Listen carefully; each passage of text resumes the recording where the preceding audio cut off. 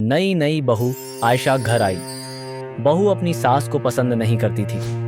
कुछ समय बीता, आयशा ने एक बच्चे को जन्म दिया। कुछ साल बीते, बच्चा बड़ा हुआ। बच्चा ज्यादातर अपनी दादी फातिमा के पास ही रहता था।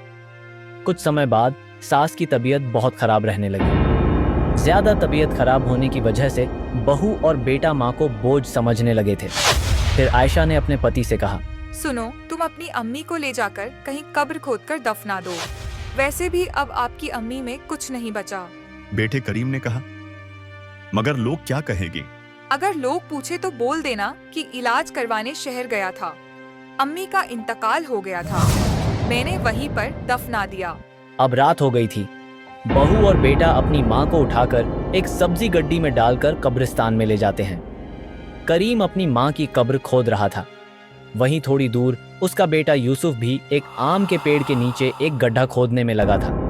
करीम ने अपने बेटे से पूछा, यूसुफ, तुम ये क्या कर रहे हो? अब्बा, आपको और अम्मीजान को आम बहुत पसंद है ना, इसलिए जब आप दोनों बहुत बीमार हो जाओगे तब मैं आपको इस आम के पेड़ के नीचे गड्ढा खोदकर दफना दूंगा। इससे आपको कम से कम आम की खुशबू तो आती रहेगी और आप दोनों आराम से जन्नत जा सकेंगे। ऐसा सुनकर करीम और उसकी बीवी हैरान रह गए और अपने बेटे से माफी मांगी।